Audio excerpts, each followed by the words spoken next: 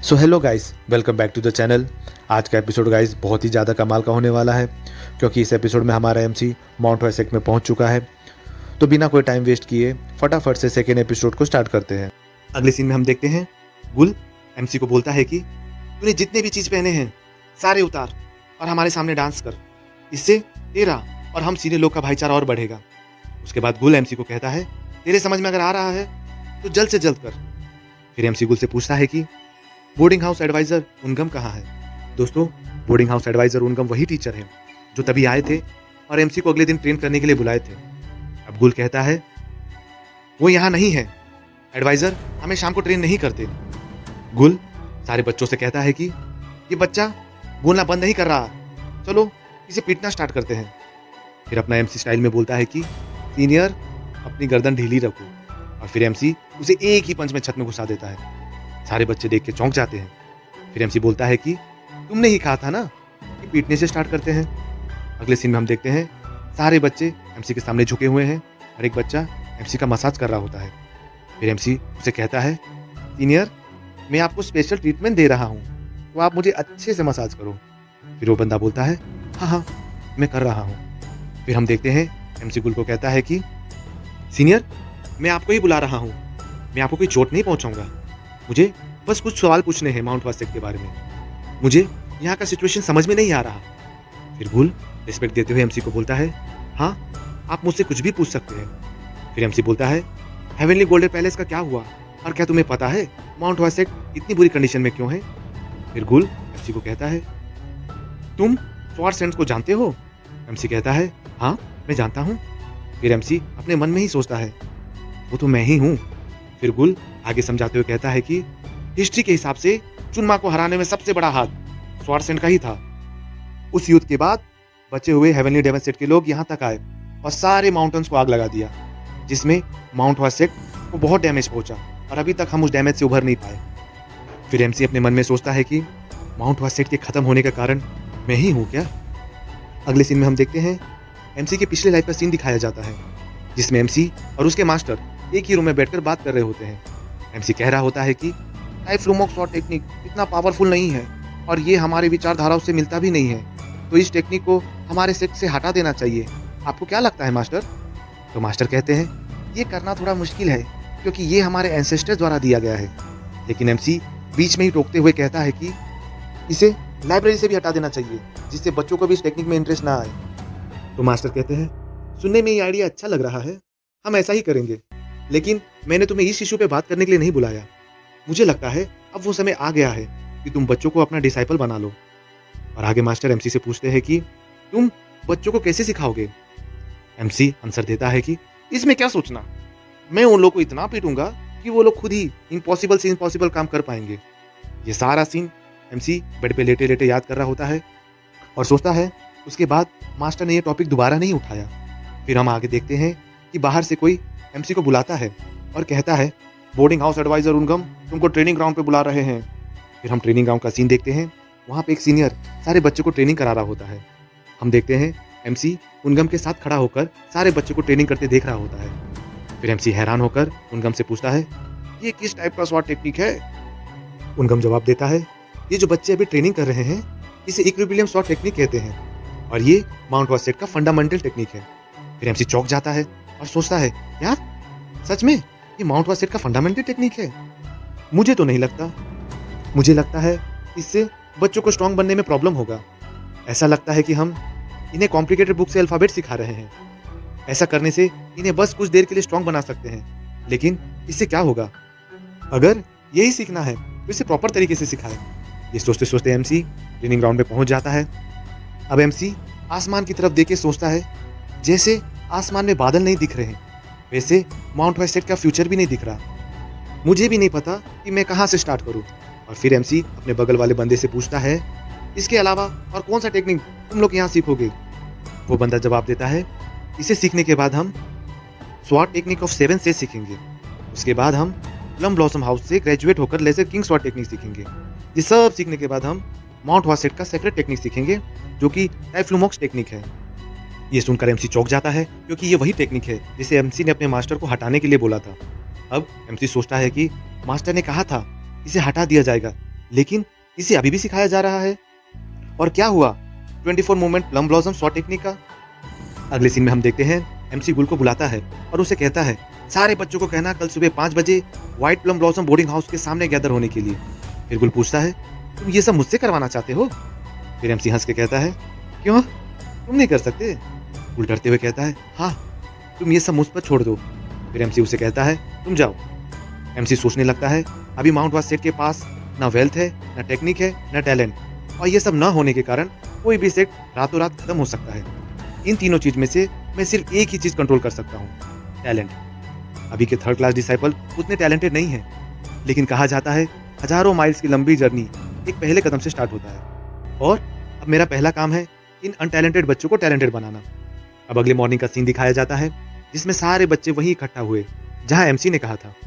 सारे बच्चे एमसी से परेशान होकर बोल रहे हैं कौन अपने सीनियर को ऐसे सुबह सुबह बुलाता है? एमसी ये सब सुनकर उन लोगों को कहता है आप लोग मेरे बारे में ही बोल रहे हो? सब लोग चौंक जाते हैं क्योंकि एमसी उनके बीच में ही खड़े होकर सारी बातें सुन रहा था। फिर उसमें से एक बच्चा कहता है हाँ, मैं तुम्हारे बारे में बोल रहा था। इतनी सुबह कौन अपने सीनियर को इकट्ठा करता है? तुम्हें नहीं पता कि सीनियर को कैसे रिस्पेक्ट करते हैं? एमसी यहाँ हंसकर कहता है अरे मेरे सीनियर भाइयों, मुझे माफ करना, मुझे नहीं पता अपने सीनियर को कैसे रिस्पेक्ट दिया जाता है, और माफी के तौर पे क्या हम अंदर जाके थोड़ा बात कर ले? और एमसी जो सीनियर बोल रहे थे उनको ढकेलते हुए बोर्डिंग हाउस के अंदर ले जाता है। उसके बाद अंदर से बहुत आवाजें आती है। बाहर खड़े सारे बच्चे ये सब सुन रहे होते हैं। कुछ देर बाद हम देखते हैं अंदर के सारे बच्चे बाहर भागते हुए दिखाई देते हैं। फिर अगले सीन में सारे बच्चे एक लाइन में खड़े हो जाते हैं। एमसी कहता है ठीक है, अब हम थोड़ा शांत हो जाते हैं जिससे हमारे टीचर जाग न जाए। अब एमसी कहता है अब इसी समय हम सब हर रोज इकट्ठा होकर एक साथ ट्रेनिंग करेंगे। अगले सीन में हम देखते हैं टीचर नींद से उठते हैं और वो सोचते हैं आज कोई भी मुझे मॉर्निंग रीडिंग देने नहीं आया, इसका मतलब सब के सब अब तक सो रहे होंगे। लगता है उन सबको सबक सिखाना पड़ेगा। लेकिन टीचर ग्राउंड पे जाते ही चौंक जाते हैं। वो देखते हैं सारे बच्चे थके हारे पड़े हैं, और टीचर सोचते हैं ये सब इतने बुरे कंडीशन में क्यों हैं। वो जोर से चिल्ला के पूछते हैं यहाँ पे क्या हुआ था? फिर वो मन में सोचते हैं ये लोग मुझे बताने में हेजिटेट कर रहे हैं, ऐसा क्या हुआ था? उसके बाद टीचर हैरान हो जाते हैं गुल की ऐसी हालत को देख के, और उससे ज़्यादा हैरान हो जाते हैं एमसी को देख के, जो कि बड़े बड़े पत्थरों को उठाकर ट्रेनिंग कर रहा होता है। हम देखते हैं एमसी बड़े बड़े पत्थरों को लेकर 10,085 बार स्क्वाट मार चुका होता है। फिर टीचर सोचते हैं इस बच्चे ने इतना एक्सरसाइज किया है जिससे इसके पैर भी कांप रहे हैं। उसके बाद वो जोर से चिल्लाकर कहते हैं इसके लिए कोई पानी लाओ। अगले सीन में हम देखते हैं एमसी पानी पी रहा होता है, और उसके पानी पीने के बाद टीचर उससे क्वेश्चन पूछते हैं अगर तुम्हारी प्यास बुझ गई हो तो तुम मुझे ये बताओ कि यहाँ पे क्या हो रहा है? एमसी जवाब देता है ज़्यादा कुछ नहीं सर, आज से हम लोगों ने मॉर्निंग सेशन करने का डिसाइड किया है, और आज पहला दिन था ना, इसी वजह से हम लोग हाइप होकर ज़्यादा ही एक्सरसाइज कर लिए। टीचर सोचते हैं सच में? फिर वो बच्चों की तरफ देखते हैं। बच्चे एमसी को देखकर डर रहे होते हैं। ये लोग इस बच्चे से क्यों डर रहे हैं? ये लोग खुद को माउंट हुआ का स्टूडेंट कहते हैं, और ये एक नए बच्चे से डर रहे हैं। मुझे लगता है कि मुझे इस नए बच्चे को वार्निंग देना चाहिए। टीचर एमसी को डांटते हुए कहते हैं तुम्हारी हिम्मत कैसे हुई बोर्डिंग हाउस के नियम को बदलने की? तुम्हें किसने कहा सोने के टाइम को ट्रेनिंग के लिए यूज करो? एमसी कहता है ठीक है, हम अब से नहीं करेंगे। टीचर चौंक जाते हैं और सोचते हैं मैंने ये आंसर एक्सपेक्ट नहीं किया था। अब मैं ये पॉइंट उठाता हूँ कि इसने अपने सीनियर को ऐसे कैसे डराया धमकाया। फिर वो सोचते हैं नहीं, मैं ऐसा नहीं कर सकता, क्योंकि इससे ये बच्चे इडियट लगेंगे, और मैं जो कि इनका टीचर हूँ इससे भी बड़ा इडियट लगूंगा। टीचर ये सब सोच ही रहे होते हैं तो एमसी उनसे बोलता है बस हमें 1 महीने का समय दे दो, मैं आपको वादा करता हूँ कि हम लोग 1 महीने के अंदर आपको अच्छा रिजल्ट देंगे। एमसी कहता है ये ट्रेनिंग के लिए सब डिमांड कर रहे हैं, कोई भी इसके लिए कंप्लेन नहीं कर रहा।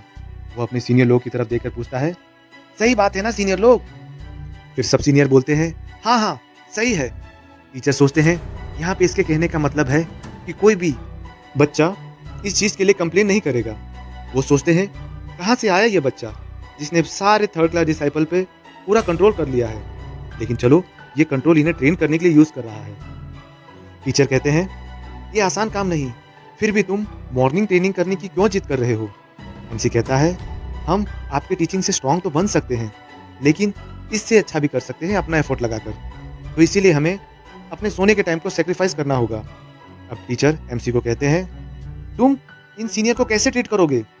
एमसी कहता है, मैं उनकी बातों को बहुत ही ज़्यादा इंपॉर्टेंट दूंगा और उनकी बहुत इज्जत करूंगा। अब टीचर मन में सोचते हैं, ये अपने सीनियरों की भी इज्जत करता है और अपना हायर की भी मेंटेन कर रहा, इसमें कुछ तो बात है। फिर टीचर बच्चों के सामने जाकर कहते हैं, मुझे बहुत अच्छा लगा कि तुम लोग खुद से ट्रेनिंग कर रहे हो और तुम्हारे डिटर्मिनेशन को देख के मैं बहुत इंप्रेस हुआ हूँ। अगर तुम लोग ऐसे ही ट्रेनिंग करते रहे तो तुम्हें पक्का अच्छा रिजल्ट मिलेगा, इसलिए तुम्हें ये जारी रखो। ये सुनकर सारे बच्चे डर जाते हैं, टीचर हमें बचाओ बचाओ करने लग जाते हैं। ये सुनकर एमसी अपनी उंगली को क्रैक करके बोलता है, आप लोगों को लगता है कि मैं आप लोगों को जान से मार नहीं सकता और ऐसा कुछ नहीं कर सकता, तो क्यों ना हम लोग बोर्डिंग हाउस के अंदर जाकर थोड़ा सा बातचीत कर लें। फिर हमें बोर्डिंग हाउस के अंदर से आवाजें सुनाई देती है। दोस्तों अगला सीन हमें कुछ दिनों के बाद का दिखाया जाता है। एमसी अपने डेंटियन में एनर्जी इकट्ठा कर रहा होता है और मन में सोच रहा होता है, अभी भी ये इतना परफेक्ट नहीं है, लेकिन धीरे धीरे सेटल होना स्टार्ट हुआ है। अब आगे एमसी सोचता है, इन दिनों मुझे माउंट वाइज सेट के बारे में बहुत कुछ पता चला है।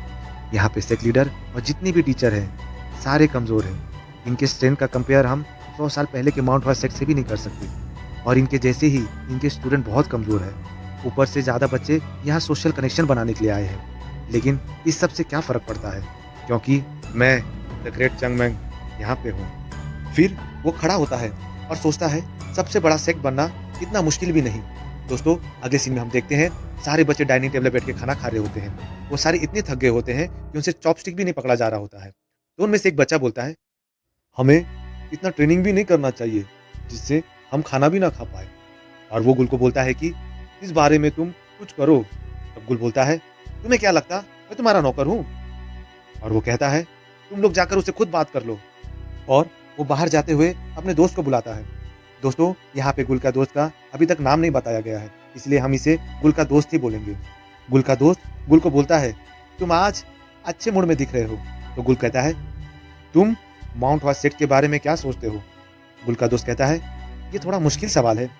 अब गुल कहता है, तुम्हें पता है ना, अगर मैं यहाँ से एक बार अपने घर चले जाऊँ तो ये सब मेरे लिए खत्म हो जाएगा, लेकिन तुमने तो यहाँ पूरी जिंदगी बिताने का सोचा है।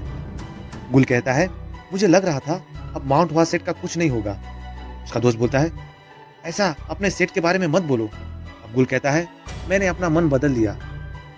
उस बच्चे के आने के बाद सब कुछ बदल रहा है और आज के मॉर्निंग सेशन के बाद मैंने रियलाइज किया, आज जिस तरह मैंने ट्रेनिंग किया शायद ही कभी किया होगा, लेकिन वो छोटा बच्चा जो हमसे भी ज्यादा इंटेंस ट्रेनिंग करता है, उसके चेहरे पे थोड़ा भी थकान नहीं दिख रहा था। इसीलिए मैं चाहता हूँ मैं अपना बेस्ट से बेस्ट दूं, मैं मास्टर ऑफ कैलिबर बन के पूरी दुनिया को लीड करूं।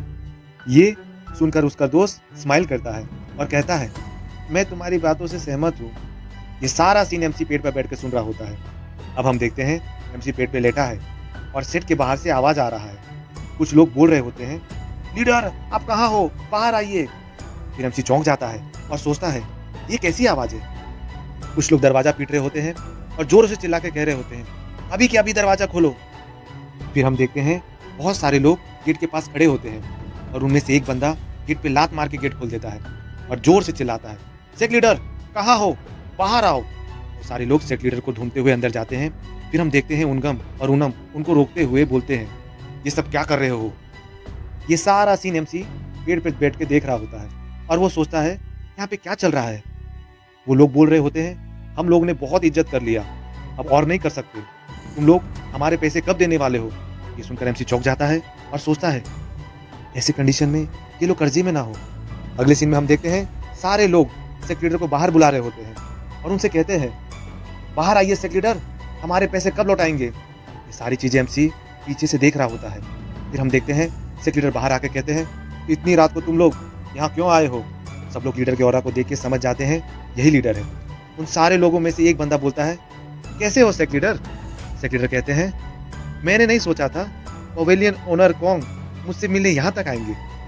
फिर कॉन्ग हंसते हुए बोलता है, मुझे अच्छा नहीं लग रहा कि ऐसी छोटी बातों के लिए मुझे यहाँ आना पड़ा, लेकिन सारे लोग के फोर्स करने पे मैं आया। सेक लीडर, आपको तो पता है ये सारे लोग क्यों आए हैं। हम लोग जिस डेट पे एग्री हुए थे वो कब का बीत चुका है। हम लोग आपका बहाना सुन सुनकर थक चुके हैं। वो कहता है, अगर हम कॉन्ट्रैक्ट के हिसाब से चले तो समय पे पैसा न चुकाने के कारण आप पे एक्स्ट्रा चार्ज लग सकता है, लेकिन हम आपसे एक्स्ट्रा चार्ज नहीं लेंगे, बस आप हमारा एक्चुअल पैसा रिटर्न कर दें, क्योंकि माउंट वाइज सेट का हम पे बहुत एहसान है। हम आपको 7 दिन का समय देते हैं।